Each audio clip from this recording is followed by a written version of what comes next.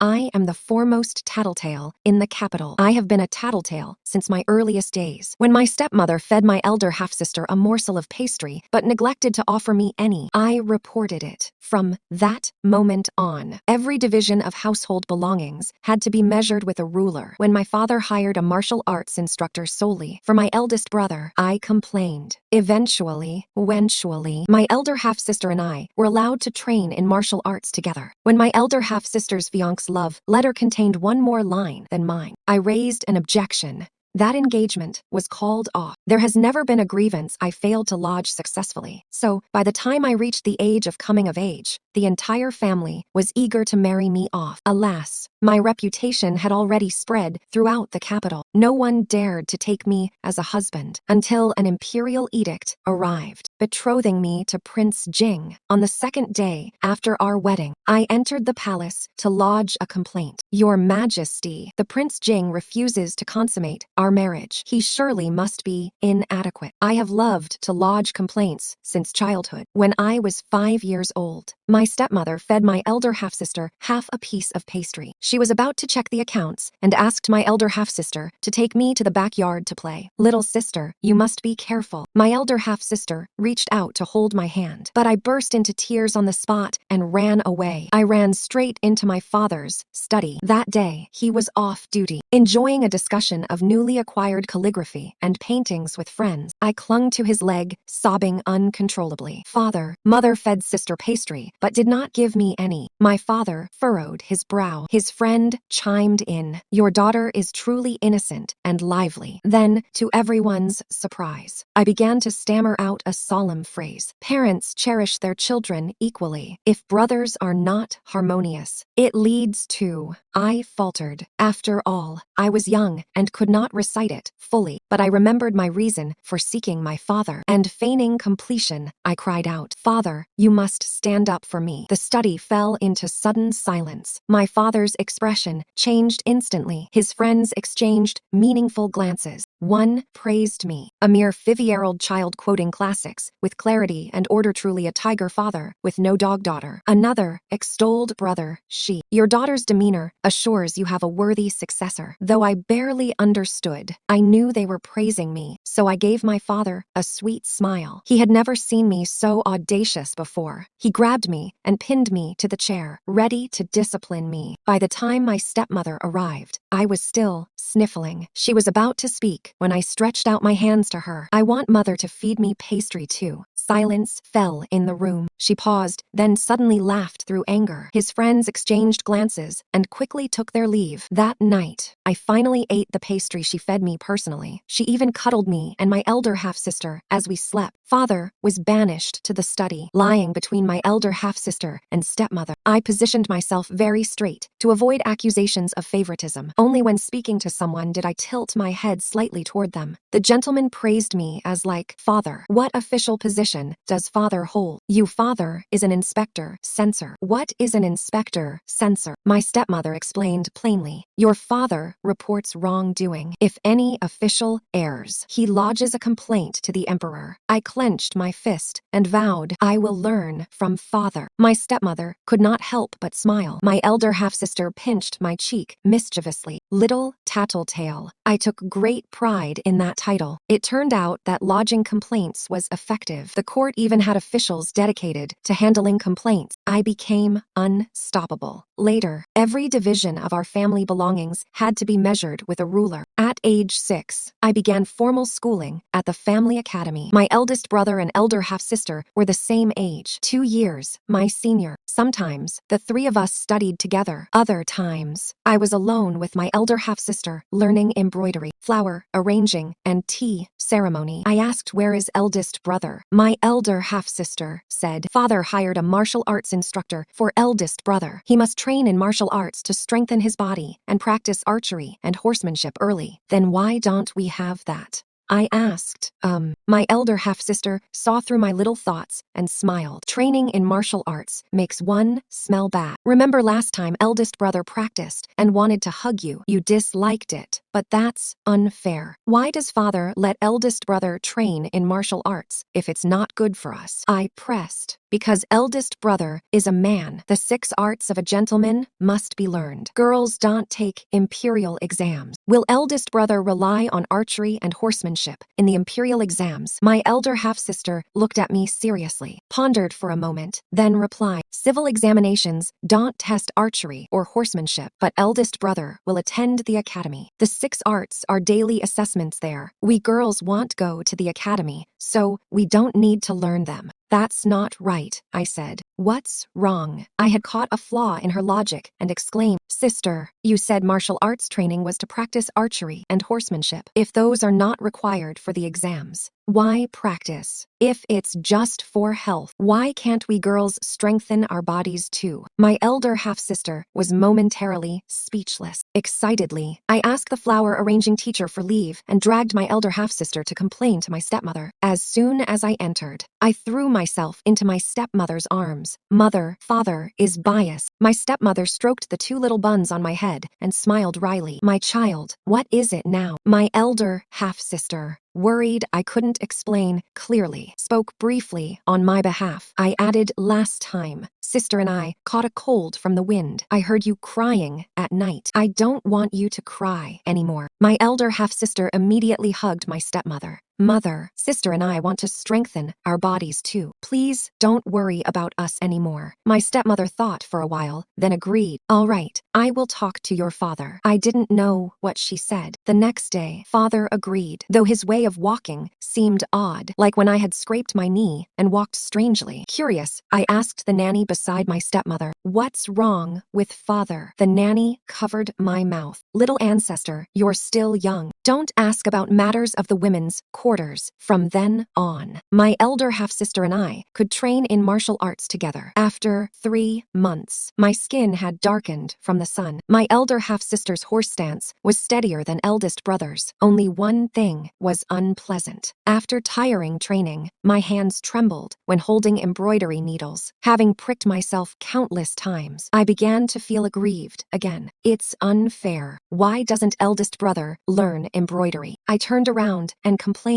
once more. The whole family negotiated with me, one by one. In the end, eldest brother had to set aside an hour daily to reluctantly learn embroidery with us. Of course, he later became addicted. Whenever tired from studying, he would hide in the study, stitching handkerchiefs. His embroidery was better than mine or my elder half-sister's. This matter is best left unmentioned, lest father go mad if he finds out. By the time I was 14, my elder half-sister was 16. She possessed both beauty and talent, but had yet to be betrothed. This was because father had been promoted to deputy censor-in-chief. To put it nicely, father was a man of integrity, most afraid of being accused of factionalism. My elder half-sister's marriage had to be carefully considered. To put it harshly, my stepmother pulled father's ear. It's all because you have offended so many people outside. Such a fine child as Luiner can't find a suitable match. In the end, it was my stepmother's maternal uncle who made the introduction, a newly minted scholar official of excellent learning and appearance, born into a refined family from Jiangnan, strict in household management. With an upright family tradition, the 2 families met and were greatly pleased. The formal betrothal rites proceeded. On the eve of the engagement ceremony, the household held a banquet to entertain my stepmother's maternal uncle. The wine flowed freely. The feast was in full swing, and everyone's spirits soared. I rose and raised my cup, offering a toast to my uncle. He had always favored my eldest brother exclusively. He once admonished my legitimate mother, Luan Shu and Feng Ji are both daughters. Sooner or later, they will be married off. Why spoil them? So, although Haiyan is a son of a concubine, he will one day become the pillar of the Shen family. Sister, you must not lose sight of this. When he spoke these words, he gave no thought to the fact that my elder sister was his own sister's daughter, born after 10 months of pregnancy and a near-fatal delivery. From that moment on, I frequently opposed him. My methods were simple: a pinch of salt in his tea, a dash of bitter herbs in his soup. After all, my legitimate mother would never truly punish me. My antics delighted him so much that his whiskers curled upward with glee. Before I could utter a word, he assumed the solemn demeanor of an elder and began to lecture patiently.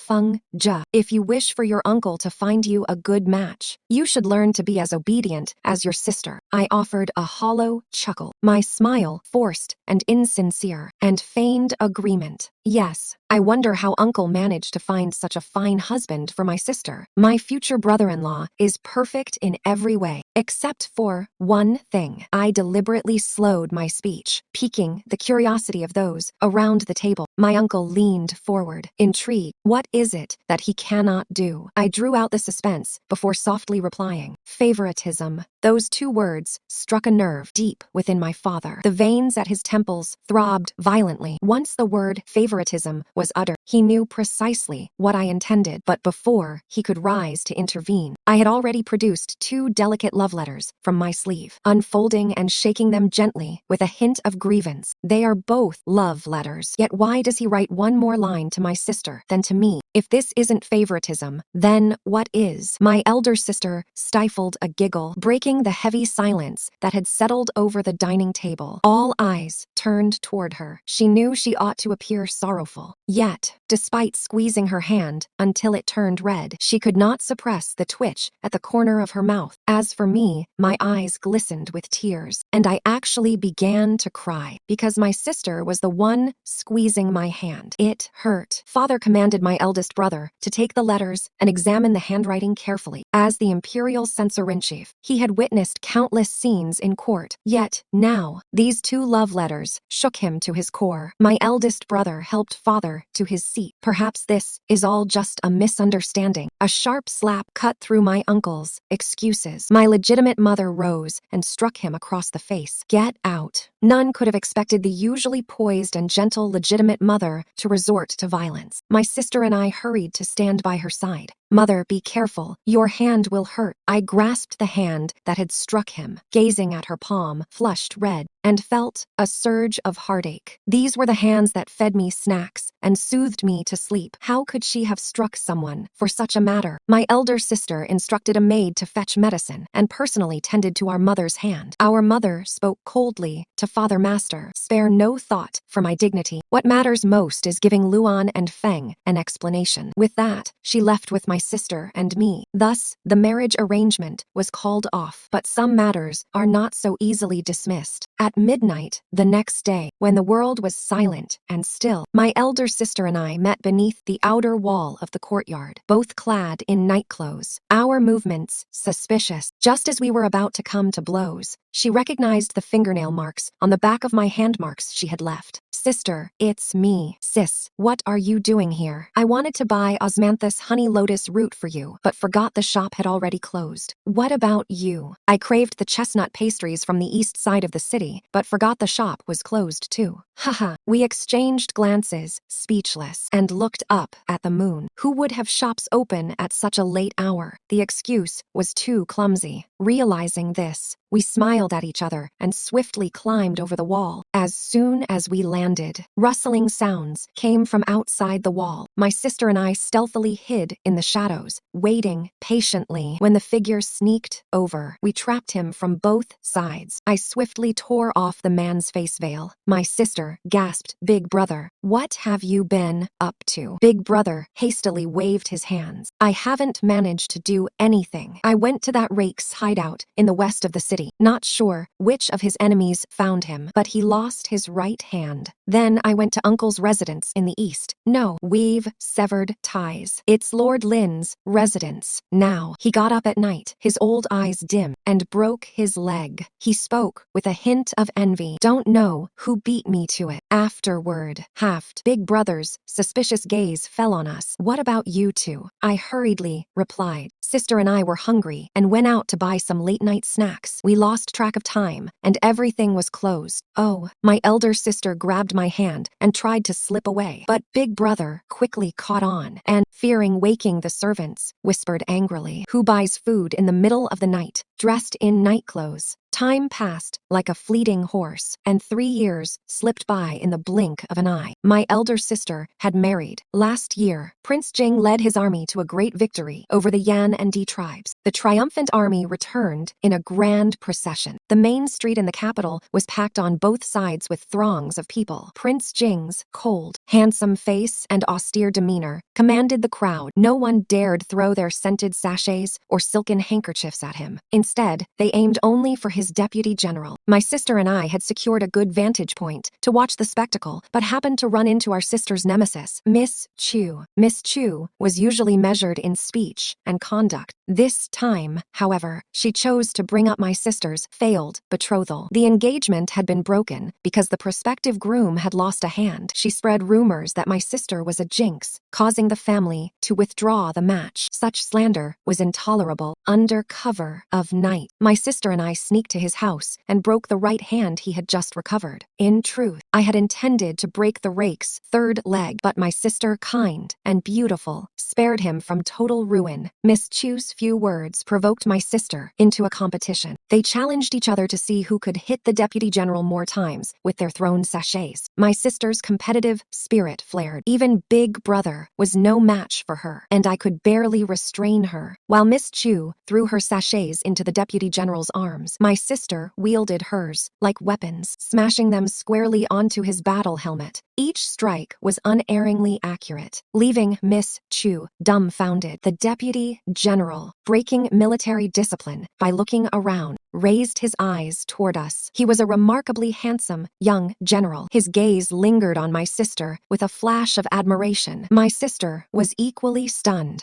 Not long after, Miss Chu sent a message to us sisters. At the Chu household, we encountered that young general again. Miss Chu apologized to my sister. We learned that in the tea house, Miss Chu had deliberately provoked my sister. Her brother had fallen in love with my sister at first sight before the expedition, but hearing of the broken engagement, he feared approaching her too soon and damaging her reputation. Thankfully, that marriage did not come to pass. He could only plead earnestly in letters through his sister. The match was happily arranged. My elder sister married, and only Big Brother and I remained at home. Over the years, my reputation as a persistent complainer had spread throughout the capital. Since reaching marriageable age, no suitors had come calling. Mother wept daily in my ear, her hair turning white with worry. Unexpectedly, a royal decree arrived from the palace. I was betrothed to the war god Prince Jing. On the day of my wedding, my legitimate mother and father wept bitterly, holding each other. I understood their pain and comforted them. Father, mother, I will often. Daughter, father interrupted. Once you marry, you must not file complaints recklessly. Through tears, my legitimate mother said, your father is right. Married into a noble family, no one will protect you anymore, my child. My elder sister-in-law lamented. I heard that Prince Jing was treacherously attacked and injured his leg, and his temperament has changed greatly. If you suffer any grievance, send word to your sister-in-law, and she will avenge you. My brother-in-law coughed beside us and said helplessly, my lady, I am still here. Prince Jing was his master. My elder sister-in-law shot him a sharp glance, and he immediately fell silent. My eldest brother was not one for many words. He simply looked at me with reddened eyes, but I knew he loved me. The bridal veils I wore when I married were mostly embroidered by him. For some reason, I felt a twinge of melancholy. However, my father and stepmother repeatedly warned me not to complain recklessly, lest it bring trouble upon the family, and my sadness instantly vanished like smoke. Since Prince Jing was incapacitated, it was his younger brother, Prince An, who came to escort me. Prince An listened to our family's chatter with great interest. Only after I promised not to complain recklessly did my parents allow me to leave, almost missing the auspicious hour. But I failed to keep my promise. On the second day of my marriage, I entered the palace to lodge a complaint. Mother Empress, Prince Jing refuses to consummate our marriage. He must be incapable. Prince Jing was hastily pushed in on a wheelchair, his eyes blazing with fury. Shen Fengjie, what nonsense are you spouting? I immediately pouted and said, Mother Empress, he was cruel to me. He was like that in front of you. Imagine how he treats me when you are not around. Mother Empress, you must intervene on my behalf. With a silky, smooth smooth set of words. I threw myself before the Empress Dowager, laying my head on her lap and feigning tears. Prince Jing sat stiffly in his wheelchair, dumbfounded, as if he had never encountered someone so shameless in his life. The Empress Dowager, feeling pity, said, "My dear child, get up quickly. The floor is cold." She intended to help me up, but having learned martial arts alongside my eldest brother and sister since childhood, how could a delicate lady of the deep palace manage to lift me? If Mother Empress does not stand up for me, I shall not rise. Very well, Mother Empress promises you. Only then did I get up, and, standing where the Empress Dowager could not see, smiled triumphantly at him. Having grown up frequently complaining, how could I not handle him? You.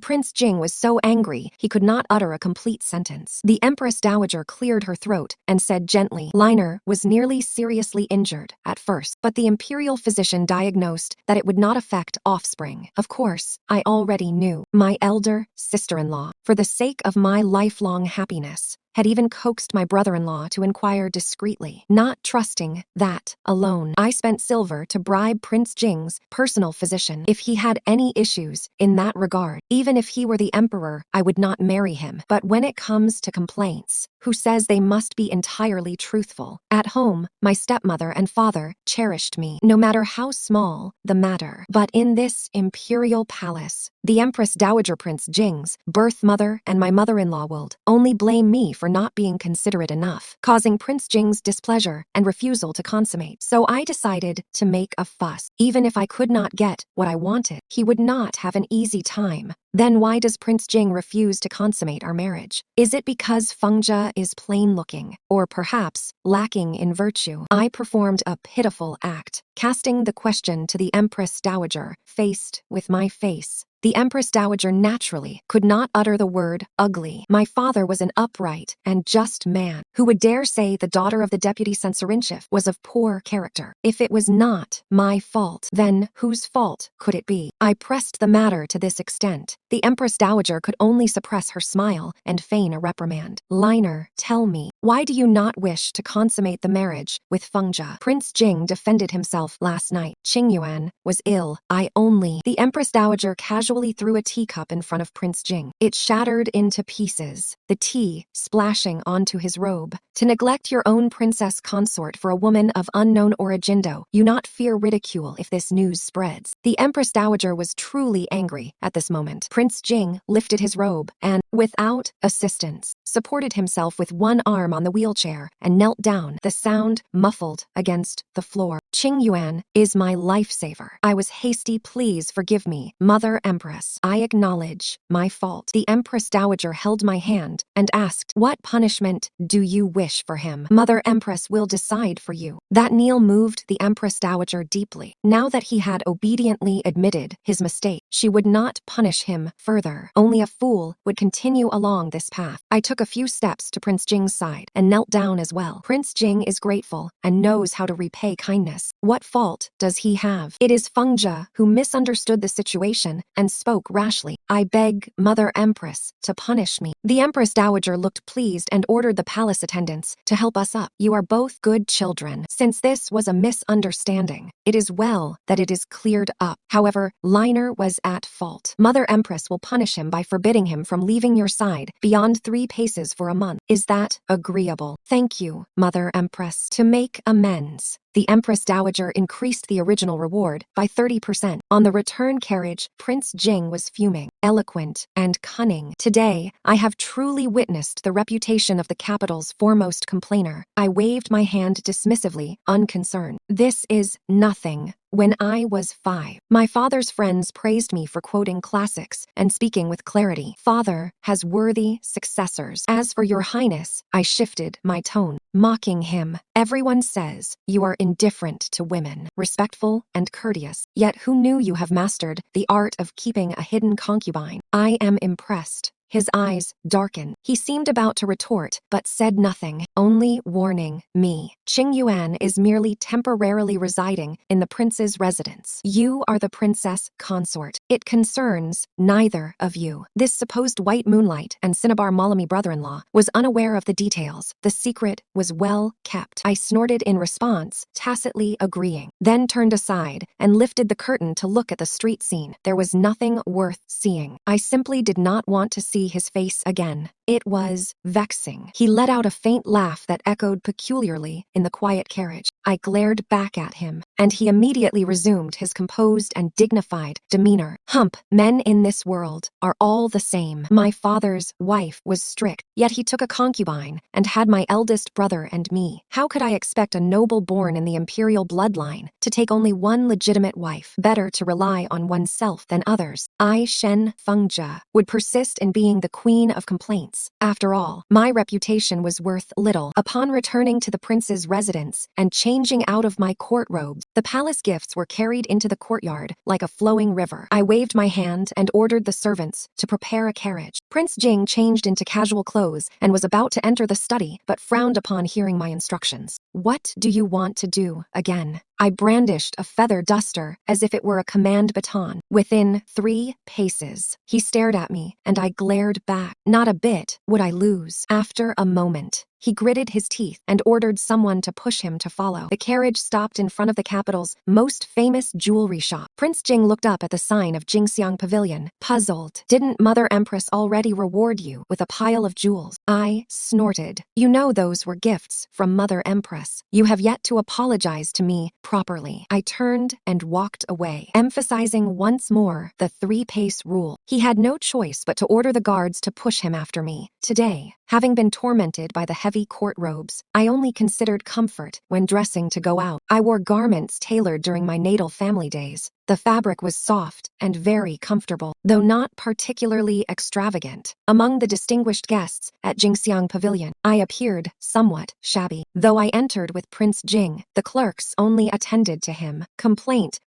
in such a situation. A complaint was necessary. I am choosing jewelry. Why do your clerks only serve my husband? Could it be that you fellows at Jingxiang Pavilion look down on others with dog's eyes? The shopkeeper quickly cast a glance at Prince Jing and immediately apologized profusely. It was my assistant's ignorance in failing to recognize a noble guest. Please accept our apologies. After speaking, the shopkeeper glanced at his assistant. Why don't you show our esteemed visitors into the inner chamber? Once inside the inner chamber, the assistant served tea and refreshments. The shopkeeper personally held a brocade box and opened it. Inside lay a lustrous and flawless purple jade bracelet. Its entire body shimmered with a rosy purple hue, cool and delicate to the touch. At first, I only intended to make Prince Jing bleed a little, just to vent my frustration. But now, I truly found myself enamored with this bracelet. Prince Jing's tone softened at this moment. If you like it, then keep it. Yet,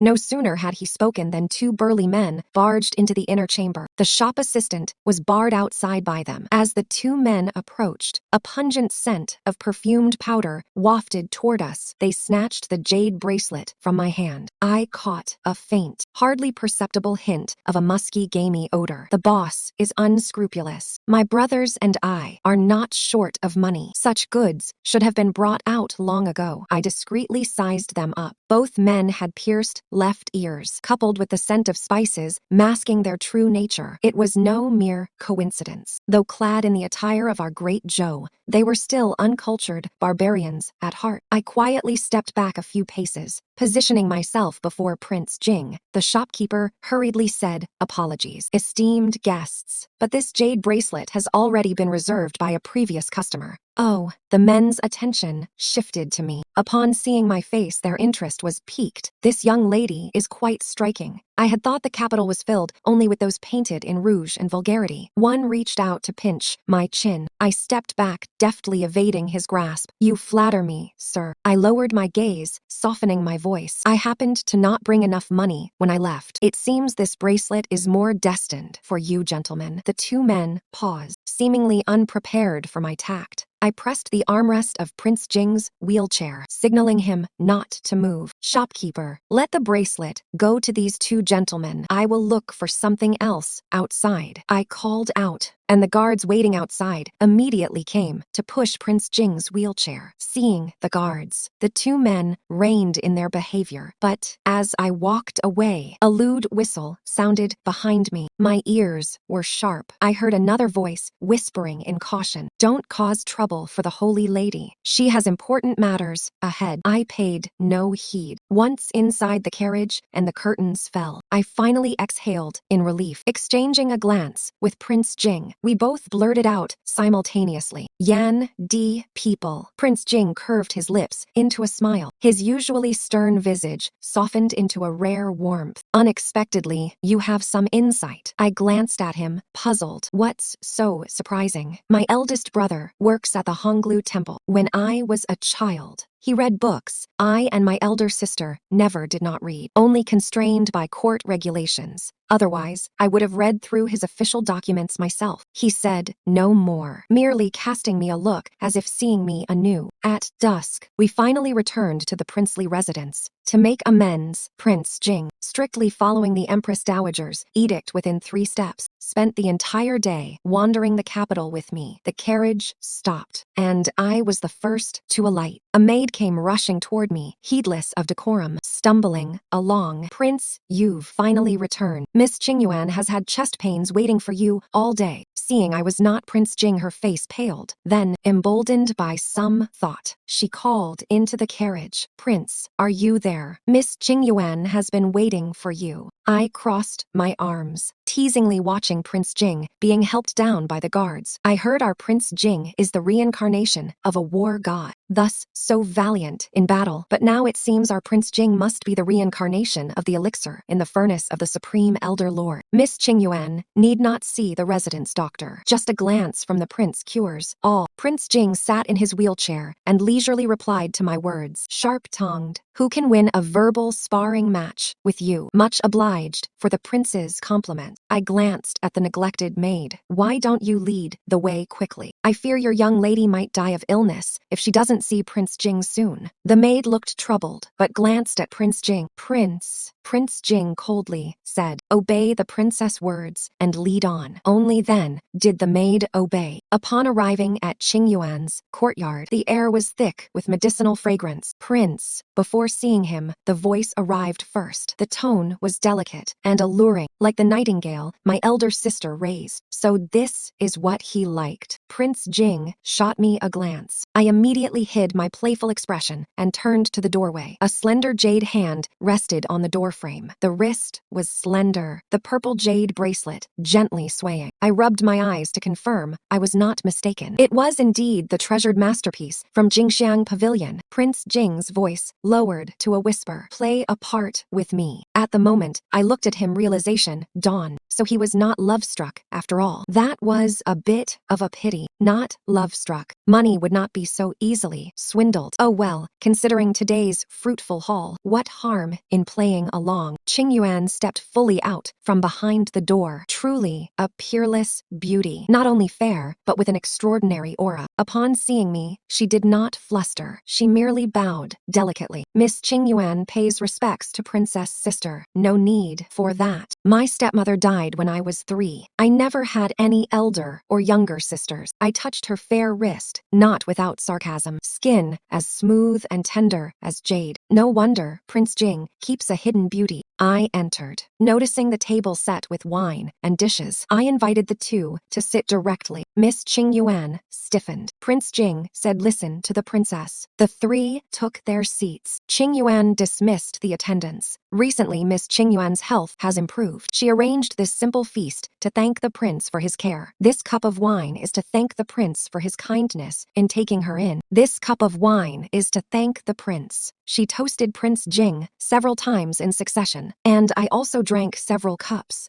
until Prince Jing barely managed to support himself on the table, his eyes revealing the dazed look of intoxication. But I noticed she drank little, her eyes occasionally flicking toward the hourglass. After the wine passed the hour of the rooster, she seemed to finally relax. Feigning drunkenness, I overturned my cup. With no servant nearby, Qing Yuan had to fetch more herself. Seizing the moment, she turned Prince Jing. Feigning drunkenness, leaned on my shoulder and whispered, "Therese, something in the wine, chess stalling. Recently, a new batch of musicians entered the palace. There may be danger." His hand grasped my waist, pressing lightly. The gesture appeared frivolous, but his eyes held no hint of amorousness. Catching sight of Qing Yuan approaching, I took a deep breath and slapped him hard across the face, twisting half of it askew. The slap echoed through the hall. Qing Yuan let out a shriek. "Princess, how dare you strike the prince?" I rubbed my tingling, burning palms and sneered. "I intend not only to strike him, but you as well." Prince Jing pulled Qing Yuan behind him. "Qing Yuan and I are innocent. Dare you lay a hand on her?" I shouted hoarsely. "I am your princess, yet you just called out another's name." Prince Jing's eyes turned cold. "The pure remain pure." "Very well." I curled my lips into a sardonic smile. "A clear conscience needs no defense. I shall bring this before His Majesty himself and see what more you have to say." I turned to leave. Qing Yuan moved to stop me, her tone anxious. "Your Highness, this is all a misunderstanding." Yet Prince Jing declared, "At this hour, the palace gates are already locked. Knocking on them at night is a capital offense. Let her go." I paused briefly, then turned back to face him. "My father is the deputy censor-in-chief, a man who has served for 20 years. Fearless in speaking the truth. I am a daughter of the Shen family, and I will never tarnish his honor. Even if it costs me my life, I shall accuse you, Prince Jing, of your immoral conduct." Prince Jing sneered coldly. "Then let us see if the city's foremost accuser can succeed in filing a complaint at the imperial court tonight." Without any hesitation, I turned once more. From within the chamber came Qing Yuan's coquettish laughter. "Will the prince truly watch his consort walk to her death? Ignore her. Let us continue our drinking."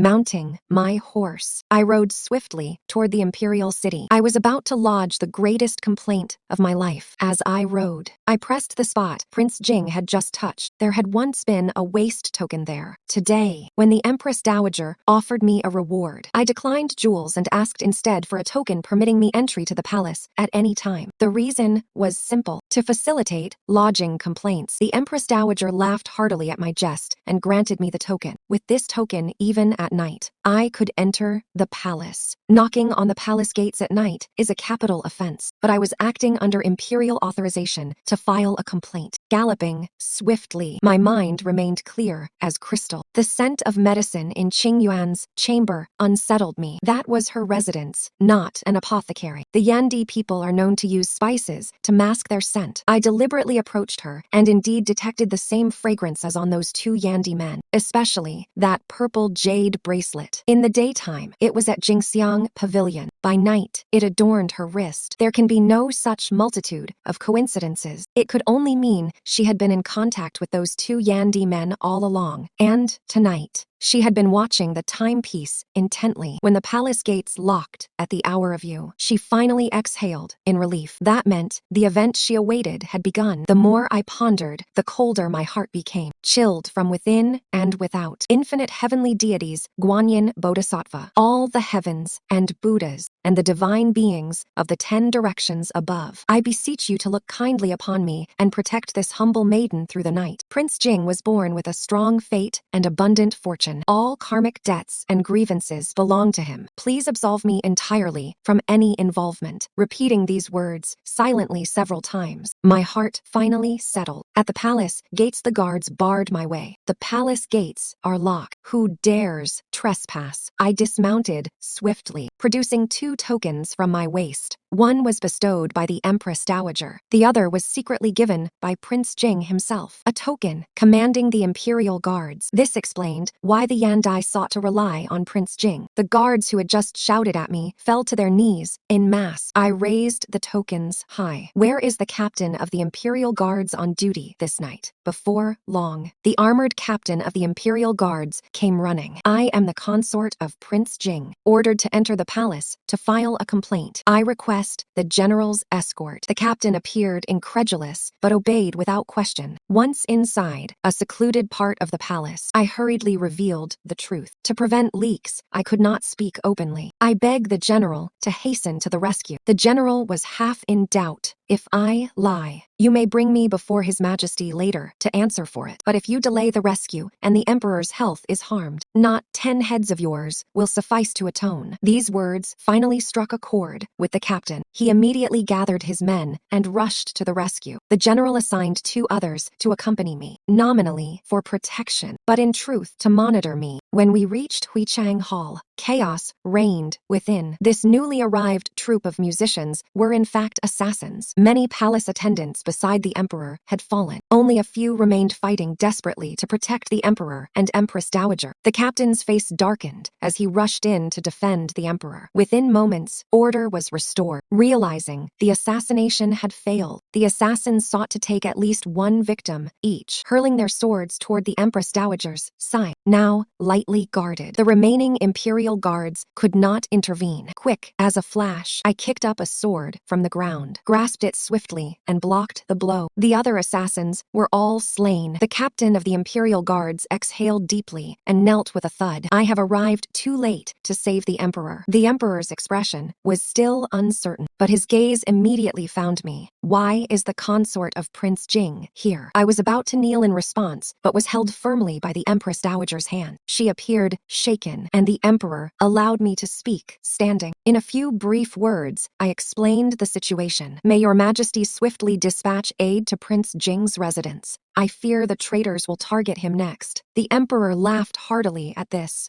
No need to worry. Jinglin will handle it himself. I watched in puzzlement as the surviving palace attendants calmly began clearing the scene, as if all that had just transpired existed only in my memory. We followed the emperor as he moved to another palace. The Empress Dowager held my hand tightly and would not let go. Once her composure returned, she inquired where I had learned my martial skills and from which school or sect, as if I were some martial arts master. Her enthusiasm almost overwhelmed me. I could not reveal everything, so I offered a slight fabrication. When I was young, my elder brother practiced martial arts. Father believed education should be balanced, so he hired a female instructor for my elder sister and me as well. The intent was only to strengthen our bodies. I took an interest, so I learned a few rudimentary techniques for self-defense. As I spoke, urgent footsteps sounded outside the hall. A guard reported, "Your Majesty Prince Jing requests an audience." I glanced back instinctively. Prince Jing strode in briskly. No wheelchair, no support, his gait vigorous, the blood-stained hem of his robe trailing behind him. I stood frozen in place. His leg healed. He reached the front of the hall, lifted his robe, and knelt with fluid grace, showing no sign of pain or hesitation. Late in coming to the rescue, I beg forgiveness from my elder brother and mother. The emperor waved his hand, bidding him rise. Have all been captured. Qing Yuan is in custody, and the Yandis operatives in the capital have been rooted out as well. My mind thundered as the events of the day flashed before me like a revolving lantern, quickly piecing together the connections. I had thought he acted at the Empress Dowager's behest to accompany me in protest, but unknowingly, I had been providing him cover. I looked toward the Empress Dowager, who sighed deeply. "You've even implicated me in this?" Prince Jing spoke softly. "Mother, forgive me." Qing Yan, as the Yandis sacred maiden, had infiltrated our court for months with extensive connections. If not eradicated completely, the consequences would be dire. The Empress Dowager sighed resignedly. "I am but a woman, uninvolved in court affairs. But, Liner, this matter was concealed from more than just me. If not for Feng Zhe, I might have perished. Go and explain things properly to your consort." Her words carried a hint of amusement at the spectacle. She patted my hand and motioned for Prince Jing and me to depart. He came before me and extended his hand. I hesitated briefly, but took it. The matter of knocking on the palace gates at night could not be concealed. Rumors spread wildly throughout the capital. Yet the commotion caused by the authorities arresting suspects at night went largely unnoticed. Some even connected the two incidents in their analysis, but no argument could withstand the weight of public opinion. The rumors surrounding the night I knocked on the palace gates have grown increasingly absurd. They say the princess consort of Prince Jing is jealous and filed a complaint in the middle of the night. She used to be known as the capital's foremost complainer. Now, Majesty, she is deemed the capital's most jealous woman. Even upon returning to my parental home, my family subjected me to a barrage of questioning. My legal mother grasped my hand. Her eyes reddened. Did Prince Jing mistreat you? My elder sister immediately rolled up her sleeves. If he has wronged you, I will go and tie him up this very moment. My eldest brother, silent, turned around and began rummaging for a sack. I hastily swore. No, Prince Jing is truly quite kind. No sooner had I spoken than an imperial edict arrived from the palace. It declared that the princess consort of Prince Jing was rewarded for her heroic act of saving the emperor's life last night with 1,000 taels of gold, 100 bolts of brocade, and innumerable treasures. Additionally, I was granted the privilege to lodge complaints at the palace at any time. Henceforth, my accusations would be officially sanctioned. The room fell silent for a moment. After the palace attendants departed, my father examined the imperial decree with a complex expression. After a long pause, he sighed deeply. Truly, it is the virtue of our Shen family ancestors that has brought this fortune. I was inwardly pleased. Then, more news arrived from the palace. The princess consort should hurry to the palace to persuade him. Prince Jing has gone to lodge a complaint. Our entire family was baffled. It was said that he knelt before the emperor, accusing those who spread rumors throughout the capital. He claimed they slandered the princess consort's reputation and implored the emperor to deliver justice for me. Without a satisfactory reply, he refused to leave the palace. My brother-in-law peeled an orange, split it into segments, tasted one, and then offered a piece to my elder sister. She took a bite, then waved it away with a smile full of meaning. Sour. My brother-in-law doubted himself. I just tried it. It's sweet. My elder sister tapped his head with her index finger. Frustrated beyond measure. Blockhead. I understood the implication behind my sister's words. Thinking of it, my cheeks flushed, though we held hands silently all the way home last night. Once back at the manor, he handed me the key to the private treasury. From now on, you decide matters of the manor. Half of my anger dissipated instantly, yet I still refused to yield. Tonight, you should still go to your study. I closed the door and sat at the bedside, ears straining toward the door, listening to his footsteps fading away. I pounded the quilt. Liar. You've forgotten so quickly. Within 3 steps. Unexpectedly, those footsteps soon returned. He pushed the door open. I looked up. He had taken off his shirt, a birch branch strapped to his back, and knelt step by step beside my bed. Please, princess consort, punish me. When you have vented your anger, grant me the chance to make amends for the regret of our wedding night. I gazed at his upper body, broad shoulders, narrow waist muscles, firm and strong. I swallowed hard. At first, I was indeed a bit angry, but when he handed me the treasury key, my heart stirred. Now bare-chested and bearing the birch rod, kneeling before me in repentance, I was nearly drooling. The sages say that food and desire are natural. I am but an ordinary young woman. How could I withstand such a trial? Thus, I magnanimously forgave him and incidentally consummated our marriage. Afterwards, I was exceedingly satisfied. The silver I had slipped to the household physician before the wedding was not wasted. Prince Jing was truly capable, truly very capable.